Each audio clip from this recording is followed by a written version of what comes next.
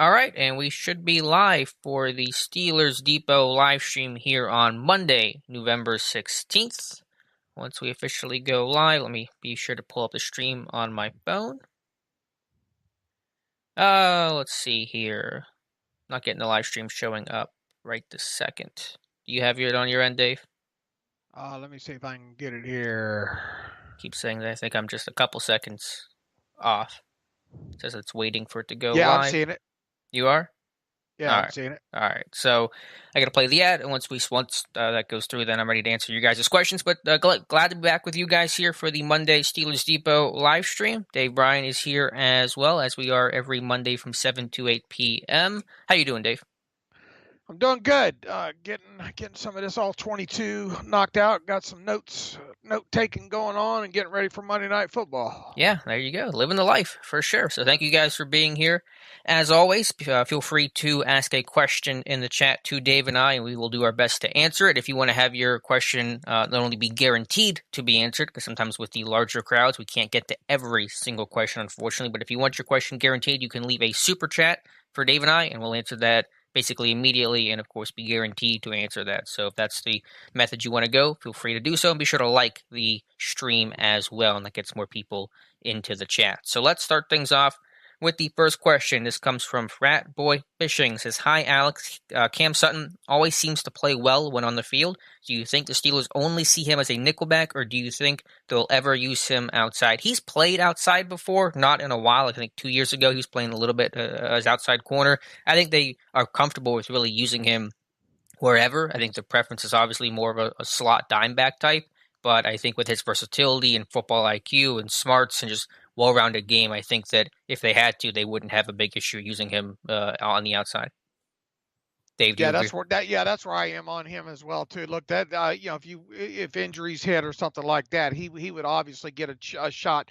I think to play outside for sure. But I think predominantly they view him as uh, a non-outside, corner, Mm-hmm. someone who can play in the slot or look, I mean, he talked about his versatility today in the Zoom session with the media. That's the big thing with him. That was the big thing coming out of college with him was his ability to play all over the place and know where everybody on the field was supposed to be. So yeah, I think they view him, jack of all trades, but push come to shove, they like him, inside if possible. Yeah, certainly the preference is inside. He's not the biggest guy, so they kind of like him inside more. But yeah, I think my first ever Senior Bowl was Cam Sutton's year down there, and they were playing him at safety that week. He was playing corner at Tennessee, and just a really intelligent guy, and that creates a lot of versatility.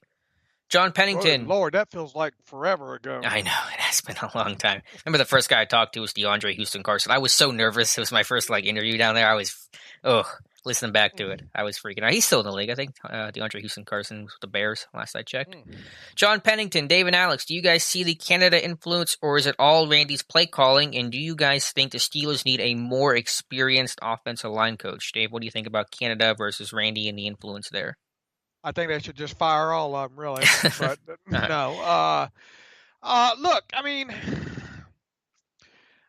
a lot of what they do's been in the playbook for a long time. People want to pass fail this thing. right. They want a results bias, and it seems like we have this conversation every Mm-hmm. week with this. There's staples in that Steelers playbook that just don't change. Okay, now they have tried to put a lot of lipstick on this year with a lot of the motion and dressing it up and all like that. I mean, yeah, there is some Matt Canada influence in these things, but you know what, an inside zone run is an inside zone run. Mm-hmm. An outside zone run is outside zone run. And I don't think a lot of these guys that are playing that have been around a while on the offensive line have totally forgot all the teachings, what Mike Munchak taught. They've gotten older, obviously, probably not as skillful as they once were.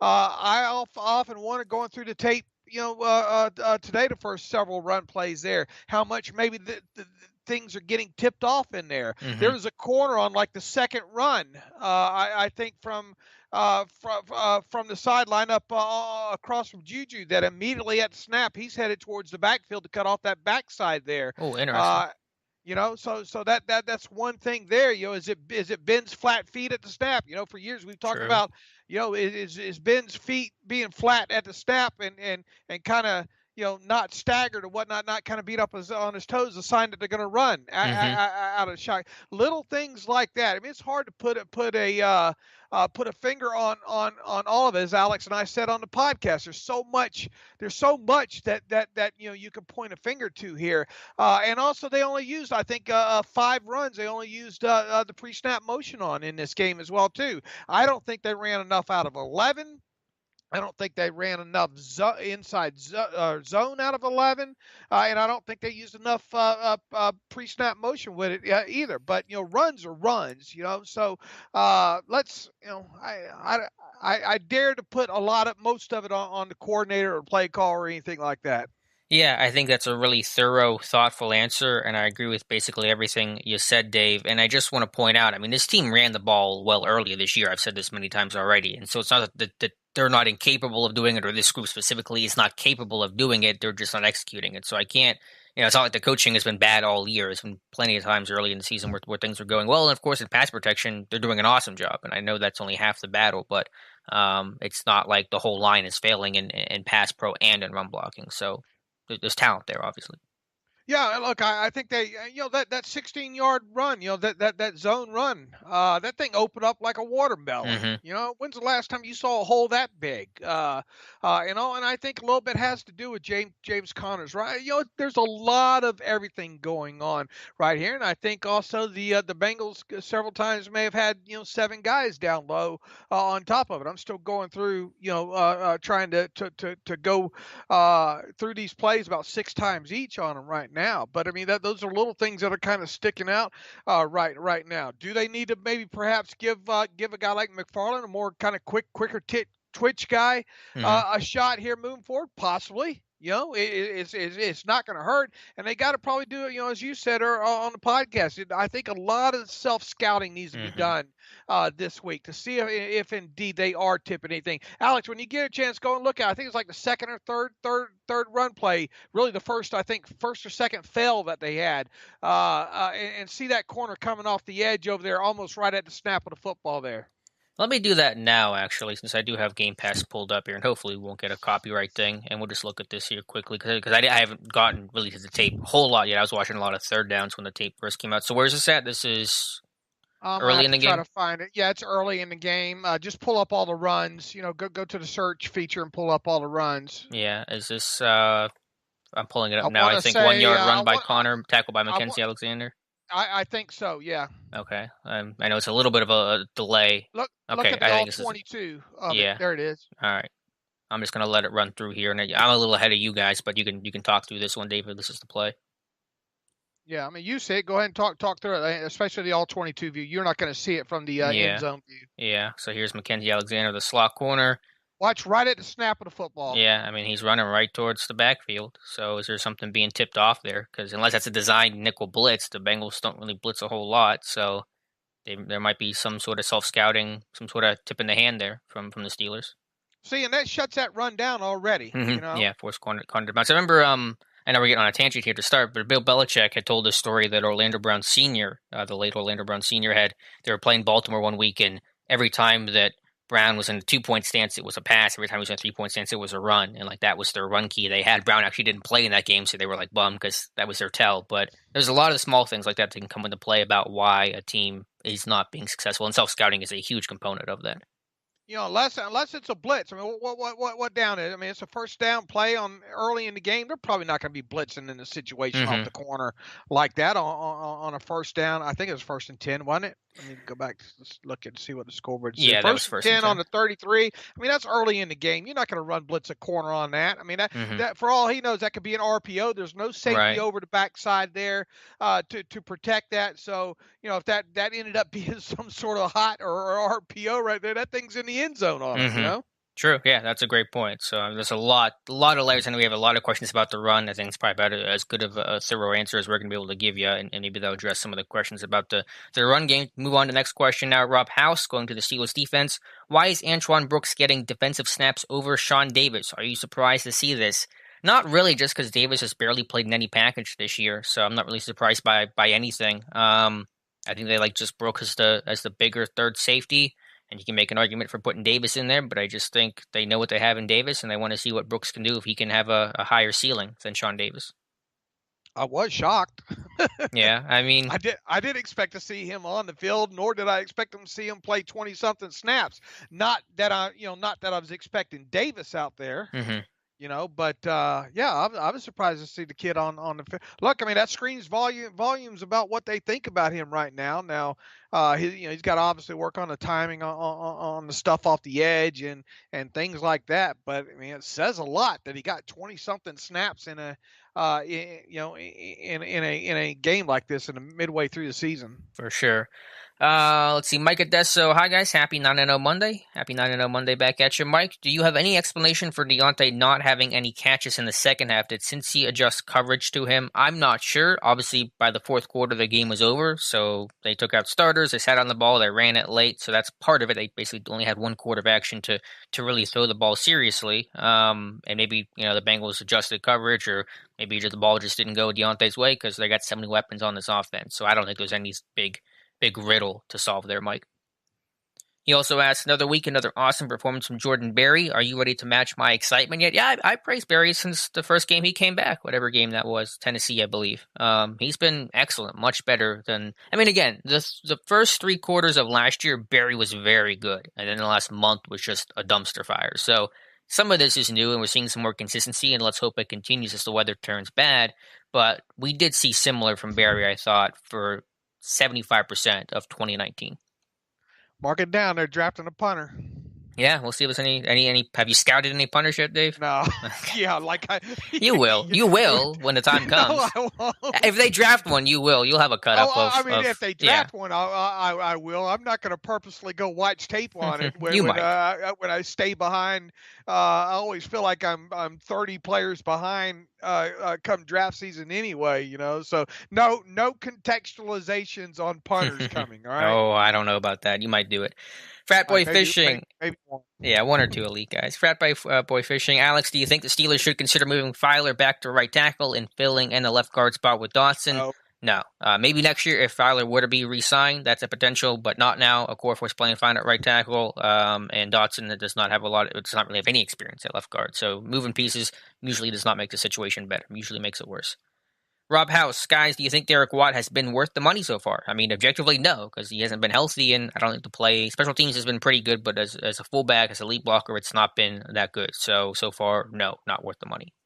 No, he ain't no Rosie Nix just yet. Rosie in his prime, obviously Rosie wasn't Rosie last season, and look, for what they're paying him, they need to get him on the field about 10 to 12 snaps a game, and I've seen about enough of them lining up on the end of the line of scrimmage already, and that's only happened a few times, right? So, yeah, they need to get more out of him. If they don't, he's going to be a casualty. Yeah, he could be one and done for sure. Just a reminder to you guys, if you want to, because a lot of questions here, appreciate all the support. 63 in the chat already. If you want to have a guarantee of your question being asked and answered by Dave and I, leave a super chat for us below. Back to the questions. Live Loyal says, Good evening, gentlemen. It just feels like every time the offense goes back to the run game after multiple successful passes, Connor runs for -5 yards. What is going on with the run game? I think we addressed that about as well as we can at the top, and I don't think our answer changes too much. There's just a lot of bad there, and they are as inept as they've been really ever, to be honest with you. Mark Leslie, more run game questions. Do you think the run game just needs one good game to get back on track, or is it likely to be a long-term issue? I don't know if one game has a momentum factor where you ran it well in game X, so you're going to naturally run it well in game Y. So I think that you want to just focus on the systemic problems and the things you're seeing in every single game rather than just saying, let's fix it for one game. I mean, obviously, if you fix it for one game, the things that you did right, you could hopefully carry over, but I don't know if inherently, because you run it well against Jacksonville, you'll make sure run it well against future opponents, for example. Yeah, how much RPO they need to put back into the early script there? Yeah, some of it. I mean, I know it was having some issues earlier this year, and What was that game? I don't Cleveland? think, I don't think Ben cares for it all that much, but at least at least just to count the number situation, Right. which he didn't do that on a couple of them early throws against, was it Cleveland Was it the or Browns? Oh, yeah, was I it think it was the Cleveland or Browns. the Yeah, Eagles or I think it was the Browns. yeah, little things like that you gotta. Either that, or if they're going to stack the box on you, right out in the first play from scrimmage, need a hit on a deep pass down the sidelines. It's just a lot of little things that we're trying to look at here, and I mean, there's so many little things that is adding up to one big thing. It's not that there's this one glaring Hmm. overall notion to it that I can find, I mean, we just pointed out, one thing that was glaring, that's a corner coming off. What are you going to do about a corner coming off an edge like that, that shuts your run down. What Hmm. was that? Just we don't think it was a blitz. So I mean that's just one play there early that we're pointing to that the defensive player saw something, picked up, and blew the whole damn play up. Well, yeah, I mean that means there's one of two issues. Either you're tipping something, or your self scouting is predictable, or you're not scouting the opponent well enough and not expecting if that was by design. So there's some coaching element there that may need to be worked on. I mean, but we can pretty much agree from the alignment, placed on the field, all that. I mean, it's probably not a run blitz with Mackenzie Alexander off the corner there. Sure, but that might mean he's anticipating run because there's something that's giving away run, and I Right, don't know what right, that is. But that's a self scouting coaching issue if that is the right. case, of course. So But I mean, like and you that's said. what I'm saying. Hmm. That they're probably not much. I mean, what would have happened if he stays outside and runs with Juju or whatnot? Hmm. What happens in that run? We don't know. Sure, sure, but yeah, I think you said it well. It's a lot of little things that are probably adding up to one big thing. When you're this bad and you've been this just terrible and woeful at running the football, it's rarely just one guy or one specific problem. It's a bunch of problems. All right, People, just I go see ahead. people in here say, just get the ball to McFarland. McFarland would have been dead to right in that same situation there. So, not all the time is it just the running back here. I do think there's a couple of times where James just needs to turn it up and get to 4 yards, Hmm. instead of trying to get 12 yards on every run, take the 4. Right, right, for sure. That's his style, north and south.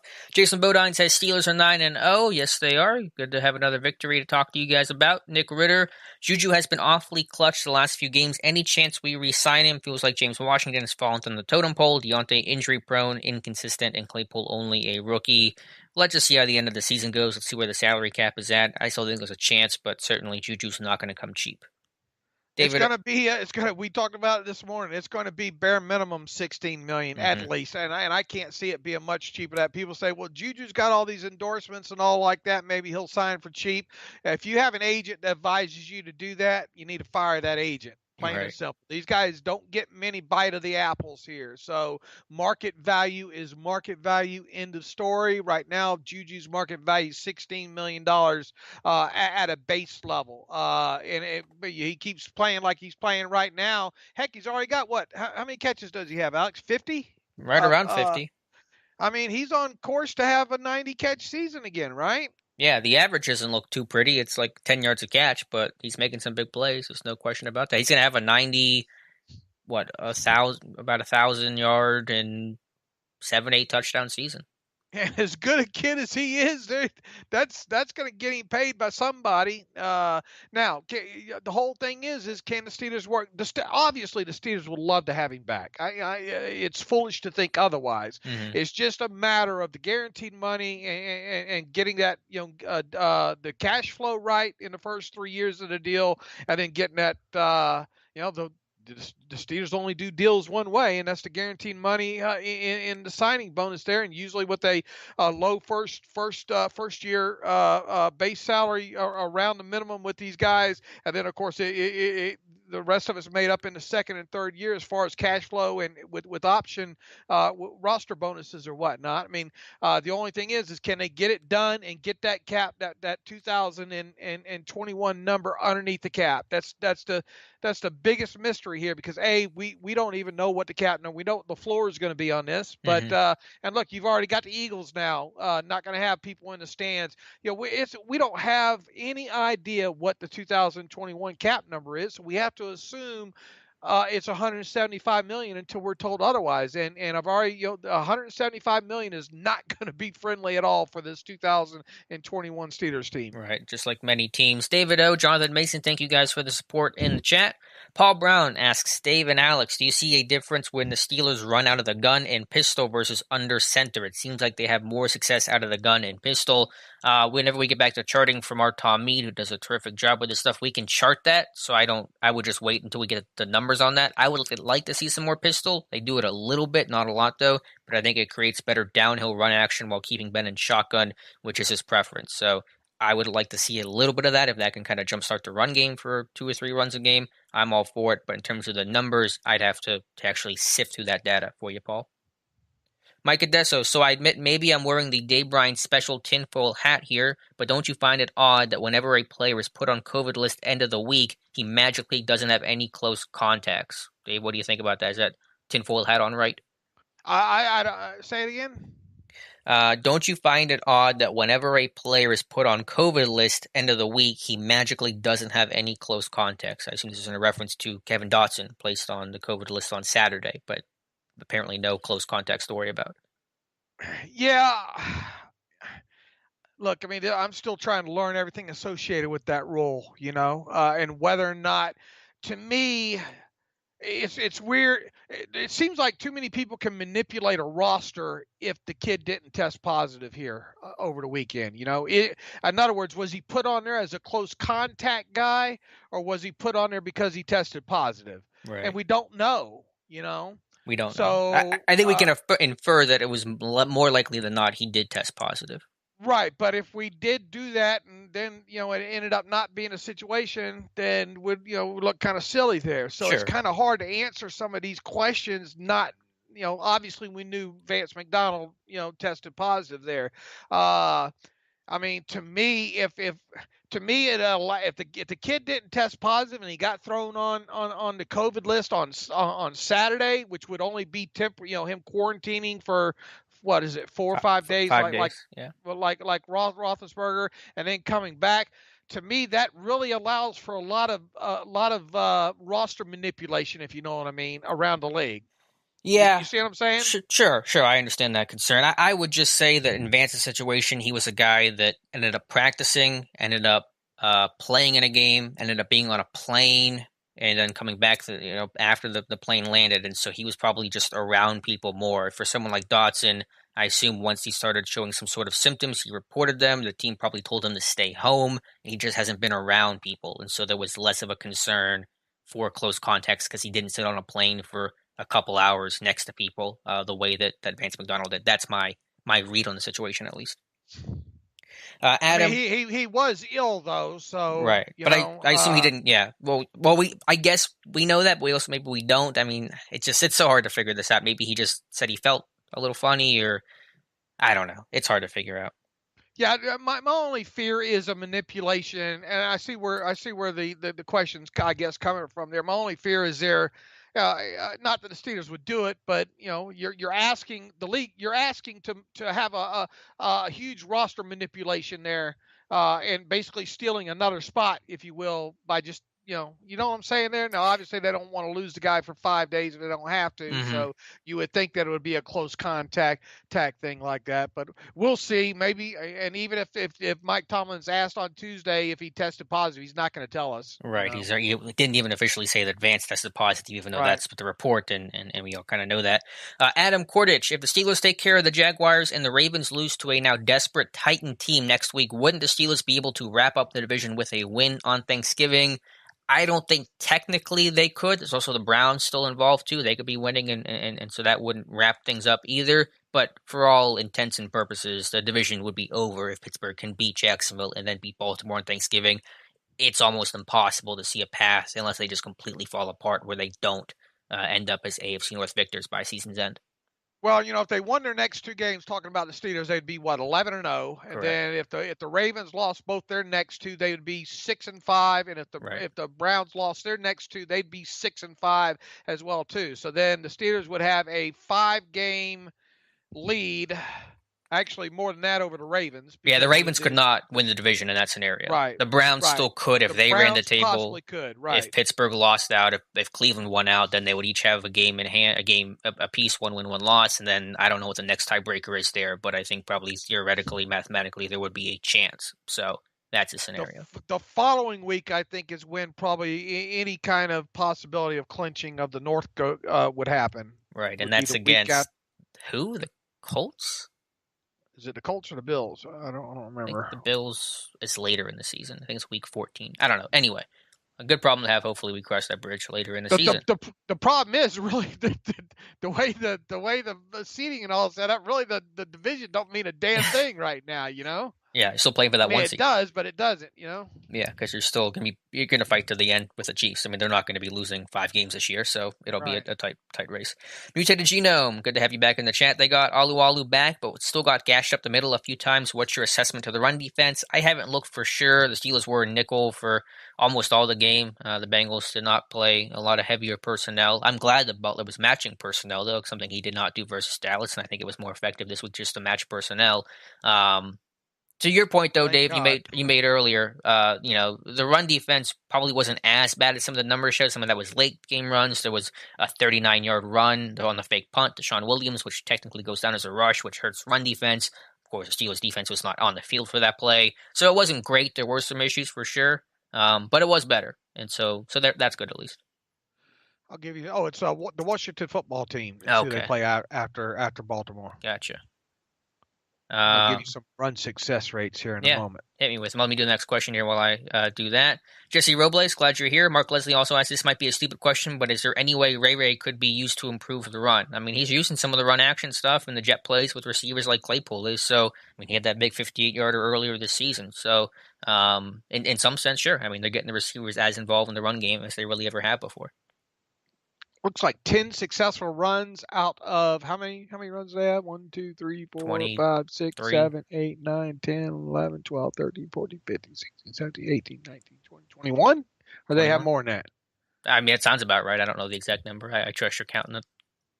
You're counting it up. What I tell you? What would I tell you? How many successful ones? 10. 10? It's about 46%, whatever that number is. 46, 47%. I mean, that's a little. I mean, It's not 50, Yeah. You obviously want to try to keep them behind that. Let's see how many runs they had. They had 8 and 13, 21. Yeah, so that's right. 10 of 21 successful runs. And 3 of them were late in the game, though. Right, true. That's a good point.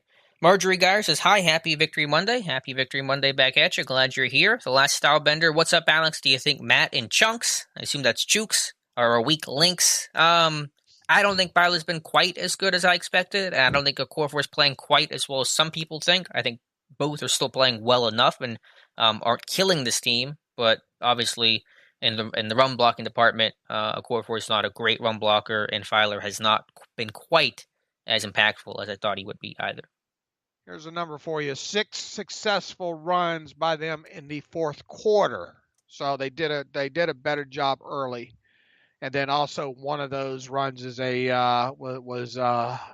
to go in the books, but it was the fake punt. Don't think Mike Tomlin's going to forget that. The Bengals ran a fake punt down 36-7 in the fourth quarter. I'm not sure why the Bengals ran it. I know that's usually just a look that you get, and that's why you do it. Why do you want to put that on tape then? Right. That's what I'm saying. Yeah, I mean, I know that usually those things are just basically we're getting a certain look, and so if we get this look in game, we're going to use it. But when it's 36-7, I might just call off that stuff just because what's the benefit? But yeah. Jason Apricot, podcast was awesome today. Keep up the great work. Great win. Thank you so much, Jason.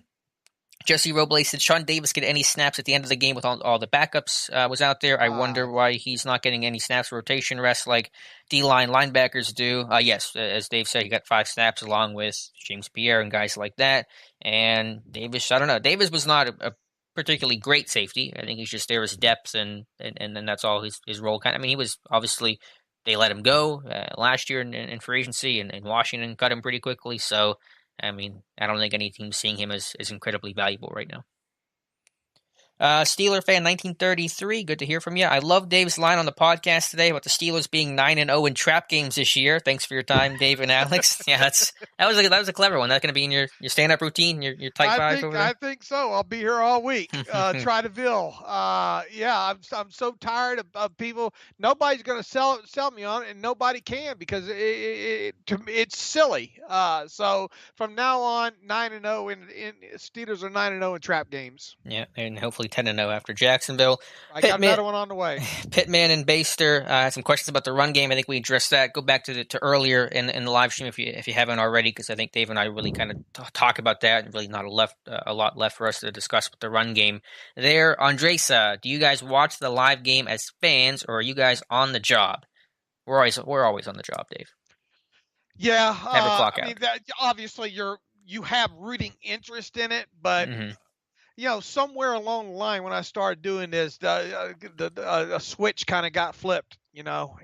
and you just look at everything a lot differently. Sure, we root for the team and all like that, but everything we do is uh, an observation, objective, as objective as possible in this thing, and learning, is always what we try to do as well too. So yeah, look, I mean, we sit there on pins and needles like the rest of you, Mm-hmm. getting in the fourth quarter with 7 minutes left, and that kind of stuff. But uh, I don't think we lose as much sleep as probably some of you do when and if they lose kind of things, because it's just different when you have to cover the team the way we cover it. Yeah, I agree. Some of the emotion has been taken out of Right. the experience, but still, I will still yell at the TV and get angry and happy and all that stuff. So it's not a void. There's no void of emotion. It's just a little bit less. Double HH. Should we just drop pretenses and just call our offense style what it is? A West Coast offense in the Rust Belt. It's not really West Coast though, but Yeah, the old true West Coast, like Holmgren and stuff, was always under center. But I mean, I get the point. Shorter, quicker timing passes and stuff like that. I understand that. I'm not worried about trying to put a particular label to the style of offense. I just want it to be effective. I mean, in some ways it has. In some ways, of course, it has not. Rory Prunella, not a question, more of a stat of the weird. Up my alley. Would you have guessed that yesterday's game was Ben's worst of the season in terms of completion percentage, 58.7? Yeah, he was, 27 of 44, I think, whatever the number was. But, I mean, there were some more deep shots. The wind played a bit of a factor early. Yeah, I mean, that number, the percentage is a little bit lower than what I might have expected. yeah, his average depth of target went up. His average depth of completion went up. Now the gap between the two is where we're seeing that gap in the completion percentage right there. Look, I've been looking forward to him pushing the ball down the field a little bit more. He did that. He obviously completed a couple of deeper balls in some bad conditions. Also, overall, I like what he did with the football. I mean, obviously, probably could have got one or two of them picked off there, especially one down the right side there. But you need to be able to push the football down the field at times. I thought he did that. Let's not forget the further you get into some of these adjusted and these depth of target things and along those lines, the more you realize that you need adjusted numbers on them. The one in the end zone, that's a 5-yard pass to Chase Claypool. I mean, you got to call that a drop, right? Yeah, Ben probably put some mustard on it and all like that, but it went right through really right through Claypool's hands. Okay, so that's an incompletion. Do we really want to charge the quarterback with that incompletion? The same Mm-hmm. one on the Deontay Johnson quick slant earlier in the game. Seemed Juju like had at least one, maybe two drops. right. So we need adjusted numbers there, and the same goes for the depth of target there. Because if Ben completes that pass to Chase Claypool, that only goes in the books really officially, and I think even with next gen stats as a 5-yard depth of target. Okay, well realistically he's like 6 or 7 yards into the end zone. If the play happened from the 5, how long was the pass? Mm-hmm. Yeah, 12, 10, 15 yards. 12 yards. Mm-hmm. So I think we need to start looking at some of our adjusted stats now and start adjusting the adjusted the adjusted stats there. So I think that's where that's a good point that the completion percentage was the lowest, but he was also pushing the ball down the field a little bit more than he normally does. Yeah, I agree. And I think Rory's point is just Ben played so well, you would expect that number to be naturally higher. But I think you explained the reason why it was lower really well. Hey, hey, pull up that tweet of that Claypool touchdown. We could spend 30 minutes on that. Okay, we only have a half hour left. Were most people calling that a drop? I didn't see the responses to that. No, the touchdown to Claypool. Oh, The actual touchdown. I'll have to send it to you. There is a lot going on in the end zone view of that one. Like I said, we could spend about. I'll send it to you here real quick here in a minute. Go ahead, take the next question. Next question here.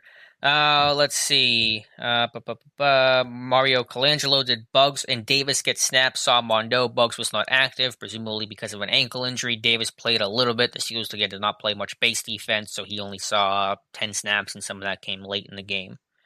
All right, pull that tweet up. This is the beauty about what Alex and I get to do on Mondays. Hold on here. I don't want. Give me 1 second. So all my DMs aren't showing up here. I gotta hide the screen. Out the bad things about me to other people. Just no. All right. Window capture. I wouldn't blame you if you did. I'm just asking the question. Cleaned of it. All right. I don't think I've even seen this tweet yet. So let me go ahead and look at this thing here. Oh, that pump fake. God, that linebacker did drop or what? He dropped him like he shot Oh him. my goodness. Oh my goodness! That's going on in this one play. Look at Big Al with the trap and the barrier. Wow, I've not seen this on the All-22 yet. I haven't really gotten to go through it. Dang, yeah. I mean, that's football. That all happens in 2.5 seconds too. I mean, that's just chaos. I mean, you got Big Al with the trap and the barrier. You got Ben with the pump fake, dropping the linebacker all the way down to the ground like he shot him. So now it's a sniper moment. You got Ben throwing the ball up where only his guy can catch it, and then Claypool letting the defender know after he scored. I mean, that's the beauty. That's the beauty of what we get to do right now. Football is a lot of fun, guys. All right, so and a great catch by Claypool, a sky up, leave your feet middle of the field like that. All right, let's get back to the questions here. Baser29, did you Vance had something to do with the run game being bad? I think that didn't help, but I'm not going to blame all the issues on Vance not being there. MW, I don't think James Washington is getting the credit he deserves. He's getting touchdowns, doesn't complain, and making catches. Your thoughts? Yeah, Washington obviously had a reduced role. Receivers tend to have egos. Washington does not. He's making the most of his chances, as you said. Really, really valuable depth right now. So I think that's a fair and accurate assessment, MW. And as we talked about this morning, Alex, I mean, kind of a bad ball catch early in the game too. Just plucked it out and got some nice yards out of it. So yeah, we try to give him credit. I think we've done a pretty good job of that the last few weeks. Yeah, I've been impressed by the job he's done. 108 people here in the chat. Thank you guys so much. And be sure to like the video to get more people in the chat. Justin Puthin, when or if do you guys think we'll start to pass out of the motion rather than just running? Dave, you said they did it once against the Bengals? I'm sorry, what was that? He says, when or if do you guys think we'll start to pass out of the motion rather than just running with the motion? Yeah, I only charted the running plays with that as far as the motion. I only remember from the TV tape it being once passing out of that with I think it was a two-man route on there. But I'll have that info as soon as Tom gets the charting back. I usually because the run game was so bad, I went through and just ran through all the run plays real quick and just marked down yes or no whether or not it was the pre-snap motion. So I don't know for sure pre-snap motion on pass plays. They don't do it a lot anyway. Right. So it was probably one or two total. Pitman, will it be a mistake trading James Washington? Well, for this year, the trade deadline has passed, so it will not happen. And assuming that if JuJu is not retained, then I don't think there's really any incentive to trade Washington. I don't think that's certainly it cannot be the plan right now. It's literally not allowed, and so that's kind of where my focus is at. And so Washington was not traded and will not be traded this year. When does JuJu's contract end? End of the season. He'll be a free agent after this year. TV announcer said yesterday, this is from Cordell Carter, that rarely do the Steelers hand the ball to the back when there is jet motion. Does your scouting report support that?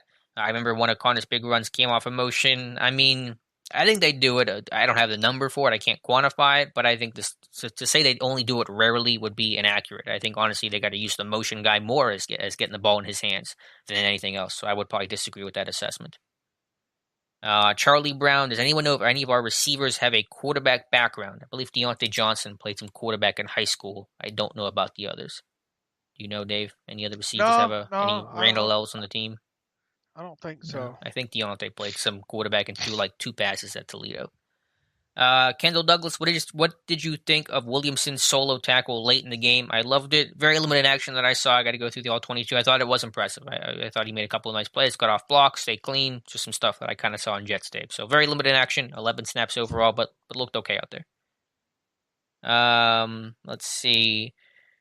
MW says, Dave, can't wait to hear your breakdown. Brandon Dickerson, the center, number 69, Alabama, and center from Virginia, number 55. It may be the time to bring one in and train him up. Dave and Alex, your thoughts? We have not looked at college guys yet, but I'll certainly, and I think we will certainly be looking at offensive linemen when draft time comes rolling around. Yeah, and I usually don't focus on much. I mean, we've got some great people on the site, and now in Devin, one of our new guys, I think he kind of specializes. I definitely look at the top guys and get around to them. Like the Nick Harris. Was that the kid out of Washington? That Short arm. I mean, it didn't take me long at all to know that guy wasn't a top center in the class and all like that. I look at him. I don't, it's not my favorite position to scout if I don't have the all 22 on it because it's so hard to see the TV tape.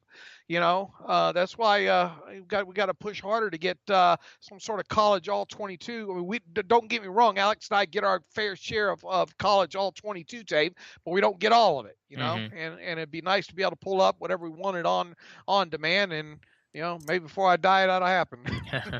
Eric Bushman, what did you guys think about Antoine Brooks Jr.'s play in this game? Thought he held his own. I mean, again, have to go through the tape again, but nothing that stuck out as a really terrible play or big gaffe or mental mistake. So I think for his first game, he was physical, aggressive, big nickel corner, third safety. Thought he held his own.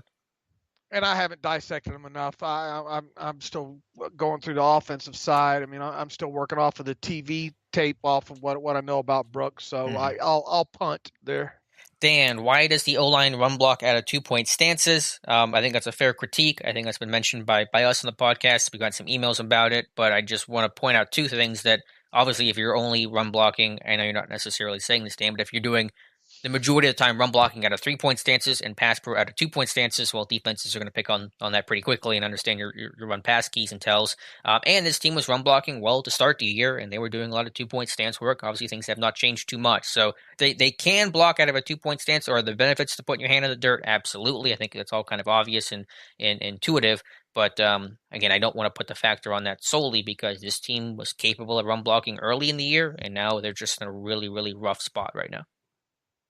Next question is from our buddy Saloon. I think that's a gentleman in Brazil. Good evening, guys. Fantastic show as always. Thank you so much. Is there a reason why the Steelers always seem to hide information about players' injuries? One last question. Any takes on how Gentry played yesterday?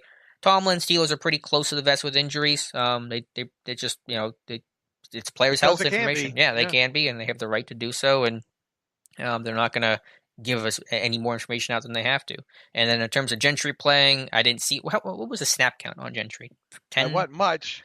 Yeah, I mean, I didn't see anything really of note. I mean, it didn't look. I saw him terrible. fall. I haven't really. I mean, once again, the all 22 usually comes out just a couple hours before Alex and I get on this. We make it through or at least I did this time, about a quarter and a half there, and you just kind of looking at stuff first time through that jumps out at you. Right. More than anything. It usually. I mean, it takes. I watch it all week, Alex. I know you do too. I mean, I'll see something on the fourth time through that I didn't see. The first three times through. Gentry played 14 snaps on offense. No, I'll tell you this, nothing jumped out that excited me. How about that? Yeah, I'm with you there, Dave. Let's see, Mike Adesso, do you think that fake punt angered the Steelers and something they'll remember next time they face him? I think that's what Dave mentioned earlier. He won't forget it. Yeah, I wonder if that means the Steelers have a trick up their sleeve this year. Let's see. Next question, Patrick Donovan. With the recent talks of Rudolph possibly to start the Bengals game, I don't. Okay, I guess that was in relation to Ben and in his uncertainty. Okay, my question is: the team holding him back? Why not let him play his style 4 and 5 sets and air it out? I'm not quite sure what direction you're going with that, Patrick. You're saying that the team is holding Ben back because they're not going with 4 and 5 receiver sets. I mean, that's kind of half what they have been doing, and Ben's been airing it out as much as he really ever has over this last month.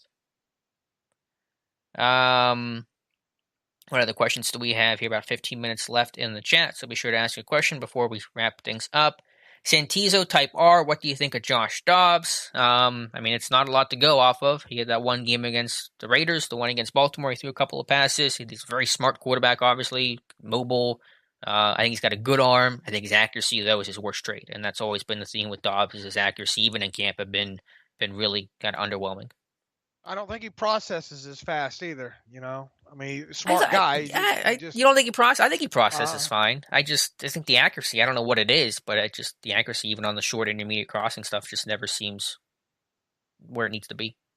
I mean, he hadn't had but a handful of reps, Sure. in NFL action. Most of what we've seen him do is stuff in the preseason, and even that's been a couple of years ago now. So, yeah, 2018 Raiders tape. That seems like eons ago. Mm-hmm.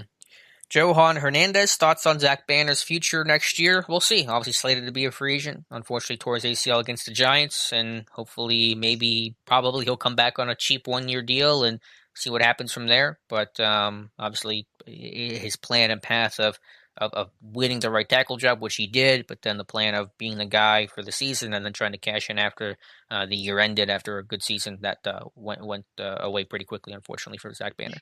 You never want to, applaud injuries or anything like that. But maybe this kind of happened this way for I always had that saying, things kind of work themselves out in the wash, and all like that. Maybe this is going to be one of these situations that winds up being best for everybody involved. He'll probably re-sign a 1-year deal for the minimum again. Should have a pretty good, decent chance of competing for a spot. You get through the 2021 season. If he's a 16-game starter and plays well, then if you're looking for a tackle, maybe he's the next kind of mid-level tackle millionaire. I mean, obviously he's got to put it down on tape first, but I think he wants to stay in Pittsburgh. I think they would like to have him competing for a job next year as well too. So at this point, I'd be surprised if he's not at least competing for a job next summer there, and then we'll kind of see where it goes from there. Yeah, he should be healthy in time for the start of next season. And if they lose Villanueva and Filer or both, then they might want to bring back a Banner who obviously knows the system, is a veteran guy, and it's not as many new faces trying to replace some of the guys that you may be potentially losing. Charlie Doyle, Alex, and Dave, have you considered hosting a live stream during the game? I'm not going to rule it out. Okay, Dave's going to rule it out. Possibly, but just because there's so much chaos, you're trying to focus on the game, maybe not. But I'm not going to close the door on that, for me at least. Yeah, I don't see how you're going to do it, but it's just so tough. We got so much going on, then it got to hit the ground running right after games and stuff like that. I mean, it's so tough, and it takes away. It would distract me more than help me, I think, as far as watching the game goes too. Yeah, I hear you. Because I like to watch. I mean, I've got a lot of things where I got the game running. I've got the media side scoreboard up on the computer as well too, so I can keep up to date on all the play-by-play action, all the stats at a moment's notice, and all like that. So it's next to impossible for me to participate in something like that during the game. Mark Leslie asked, did we ever expect Chris Boswell to fill the void Sean Swissam left so well? I mean, I don't think you could expect the career arc that he's had. Just this kid from Rice that no one had ever heard of, was with the Texans briefly, and he just came in midseason to replace the disaster that was Josh Scobie. So not only just Boswell's overall career, but then the tough season he had in 2018, and how is he going to bounce back? Would he ever bounce back? And would he continue to be the Steelers kicker? Was that contract extension they gave him a mistake? You just never know with kickers. As you said earlier today, Dave, they're just weird creatures, those kickers. But he's been money the last 2 seasons. Yes, he has. Mango Masher, the run defense used to be a strength of this team. Now it is debatably a weakness. How good is this defense? Well, point taken on that, but that's partially because the secondary has gotten so good. I mean, this is a really top-notch secondary, so by default, the run defense could be a weakness. And there was, obviously, until the Titans game, this run defense was among the best in football. So we know how good this run defense is capable of being. They get Alu back, and hopefully that will plug some of those holes. Mike Hilton too. They've been without Mike Hilton the last couple of games as well too. So I mean, they played well enough against the Bengals there, and like we said, what do we say? 10 successful runs, and how many of them came in the fourth quarter? So they did their job against the Bengals, and you can't put the fake punt rushing yardage on them. Hmm. So let's see what they do against the Jaguars. Now, you would think that's another team that they would be able to stymie the run on there, and uh, you know.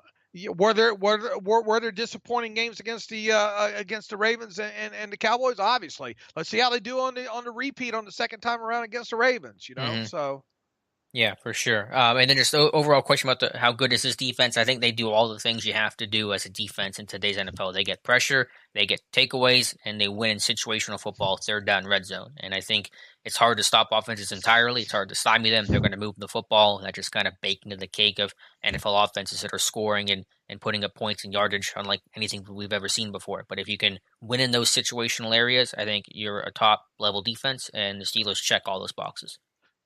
Plain and simple, the adjusted net yards for passing number right now for the Steelers defense is 5.0. Nice and clean, Alex. It's 7.0 for the offense now. They finally hit the 7 mark, and the defense nice and clean 5.0 for a differential of 2. This Steelers defense is good enough to win a championship. Now, whether or not they will, we'll obviously see. But the numbers all stack up right now defensively for this team that they're playing well enough to be considered a championship defense this year. That 7.0 for the offense is fitting, given that it's been driven by number 7, Big Ben. Absolutely. And look, boil all your advanced metrics down all you want. You give me a quarterback on a team with a 7.0 adjusted net yards for passing attempt number or higher, and a defense of a number of lower than 5.5. That team's going to win games, plain and simple. And that's where they're at right now. Lucky 1729 odds the Steelers go undefeated this year. Still pretty low. I know 9-0 is 9-0. I know you kind of said you won't really seriously look at the discussion of undefeated until the post Ravens game if they beat the Ravens on Thanksgiving, and I'm kind of with you. But the odds still 16-0. A reason why it's only been done once since they won 16 games in '78. So probably not going to happen. But glad we're talking about it though in middle of November though. I did not expect that. First world NFL problems. G-Man on fire. How's our third round rookie doing? I assume you're referring to Alex Highsmith. I think he's been really impressive. All these rookies have been impressive for their ability to kind of pick things up on the fly. I think him in coverage he can really cover. Alex Highsmith is really comfortable and fluid going backwards, and not a guy who really did it at Charlotte, and that's been a surprising part of his game. I think there are like 6 plays of him in coverage, maybe that I saw on every. I found a lot of it, almost all of his games last season. I think there may be 5 or 6 times of him dropping in some way, shape, or form. So he obviously didn't have to do it a lot in Charlotte. Right, he's about 25% this season. I mean, it's limited to action, but still, they're comfortable with him going backwards.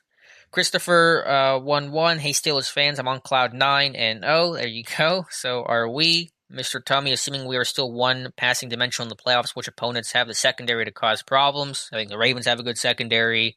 The Chiefs have some talented DBs, Tyrann Mathieu and the like. So, a couple of these top defenses have a good secondary play. Yeah, I think Colts are playing pretty good in their secondary right now as well too. So, I mean, I think you've named them. I think it's on the AFC side. I think it's the Chiefs. I think it's the Colts, and who else? The Ravens, obviously. Yeah. Todd Williams and also X King has some questions about Terrell Edmonds. Todd asks any critiques on Edmonds. It's the same. It's the ball skills. It's the splash plays. Had a dropped interception off a tipped, I think, Joe Hayden pass early in the game Sunday. His tackling's been excellent. He's physical. He fills the run well. His run fits are solid, but the guy's ball skills are limited, and he's not going to make a lot of plays on the football. And he's not going to get his fifth-year option picked up. No. When is that due? Is that in March? That's coming up, isn't it? Yeah. Is that March when they have to make a decision on that? I think it's in it a little bit later than March, on into April, where it's the actual deadline. But I think the Steelers normally pick it up. I'll have to look at the dates, but I mean, it's definitely this offseason. Oh, okay, this offseason. That's what I was trying to get at there. MW with the Steelers during Mondo 99 for us played some fullback, and we don't use a fullback a lot. We could save money on the position. I don't know if that's a longer term thing. I think that's really just a short yardage plug-in as opposed to like true, fullback Derek Watt, Rosie Nix type stuff there. Brandon Hatcher, would you consider doing anything with Arthur Moats? Would love to have your minds come together. Yeah, maybe. I mean, I think Arthur Moats does a great job with his YouTube channel and analysis. He's got a really good channel over there. So maybe someday. That'd be awesome. Patrick Donovan, I missed a super chat, $2 super chat. Thank you very much, Patrick. He says, is this team holding Rudolph back by not going spread and letting him air it out? How many chances has Rudolph really had to air it out? I mean, he ran a 2-minute drill against the Cowboys? Ravens. Right. Was it the Cowboys? I'm getting the games mixed up. Cowboys, right. Cowboys, okay. And he was not very successful in it. I didn't think so. I don't think the team is holding Rudolph back in any regard there. Jesse Robles Jr., do you have a breakdown of our practice squad receiver, the kid out of Buffalo? I remember him being pretty good. I need reassurance. Anthony Johnson. Yeah, that's a name I don't talk about too often. I liked him coming out of Buffalo, but I mean, obviously he's yet to play an NFL game, so we're just going off a college tape right now. Right. And there was no camp even to watch him this year for us, at least. Let's see here. A couple more questions before we wrap up today's stream. 22 yards came in the last series when the Steelers playing prevent from David O. I think that's in reference to the rushing numbers for the Bengals, so good point there. Jesse James return possible next season. This is from Johan Hernandez. I'm all for it. The Lions are definitely going to cut that guy, and I don't think there'll be an extreme market for Jesse James. So if you had to cut Vance, which probably will happen, if Jesse wants to sign, it's going to have to be cheap, pretty cheap, but I'm all for it. Mr. ABS, do you guys feel the Steelers are developing their offense for the future? Less power running, but when necessary, and more up-tempo motion like Maryland. How does it affect our future quarterback spot? I don't think they're doing any of that stuff for future-proofing this offense. They're doing it now because that's what it takes now to win, and that's all I think where the focus lies currently. Cordell Carter, based on the success of this year's draft class, how do you think the Steelers will alter their drafting strategies in future years? Dave, any thoughts on future draft strategies? And altering them? No, the Steelers do what they do. Why would they? I don't think they're going to change anything. Yeah, I don't either. I mean, they have a 20-year history. Colbert does a drafting, so I don't think 1 year is going to significantly change things too much. I guess the one, and maybe this is an inference here from Cordell, is saying the Steelers focusing on drafting more seniors this year as opposed to past years where they were drafting more underclassmen, especially at the top of the draft class. Maybe that's allowing these seniors to make more of an impact right away and not have some of the mental mistakes and concerns that maybe some of the previous rookies have had. So maybe that's a slight change, but I don't think that one class is going to alter the philosophy too much. Now, obviously, what's going to happen in the draft process, college games, sporadic, many canceled, you can't see them in person. What's going to happen with the combine, and obviously I think the Shrine Bowl's already, or the Shrine Game's canceled already, so that stuff may alter things again, kind of the way the back half of this year with Pro Days being disrupted, altered the way they kind of scouted and approached things. So I think the pandemic will still have I know it will have a looming impact on the way they approach 2021 draft, but I don't know longer term if that's going to really have an impact there. All right, any more questions here? Mark Leslie, is the Ravens game our toughest still to come, or do you see another team causing us bigger issues? Yeah, I think Baltimore's probably the toughest, but Buffalo's going to be tough. I know their defense isn't playing as well, but they're still a good team overall. The Colts are going to be tough. They have a great defense that Dave mentioned. So I think Baltimore, Indy, Buffalo is probably how I would rank the toughest 3 games left for Pittsburgh. I still got the Browns one more time, right? Yeah, that's a good point too. Yeah, definitely. A team that can beat the Steelers. Blastinghouse says the Bills are bad. Yeah, but I mean, I don't know. They beat them last year. I know the defense again not as strong, but I don't think that's going to be an easy game for Pittsburgh. Young Whitey, last question here we'll do here. Hey, Alex, who are you thinking the Steelers look on drafting? What's your position of need? You think we need? I think we still need a future quarterback. I don't think you're going to be drafting a bench replacement in the draft unless he announces his retirement before the draft. I think you're going to focus on potentially offensive line, maybe tackle, tight end, but a lot of this will be dependent on who stays and who goes in free agency. Obviously, that's going to greatly shape who you draft and what position you go after. All right, guys. I think that's going to do it for today's stream. Thank you guys so much for being here. I had a really good crowd on hand, about 100 people here for the back half of the live stream. A reminder that Dave and I are here every single Monday from 7 to 8 p.m. Eastern Time. So, Dave, as always, thank you for being here, hanging out with us for an hour. I appreciate it. Thanks for everybody showing up. Peace and love to everybody. All right, guys. Again, we will be back next Monday, 7 to 8 p.m., hopefully talking about what would be a 10-0 Pittsburgh Steelers team. Thank you guys so much for being here and watching and listening and asking your questions, and we'll talk to you soon.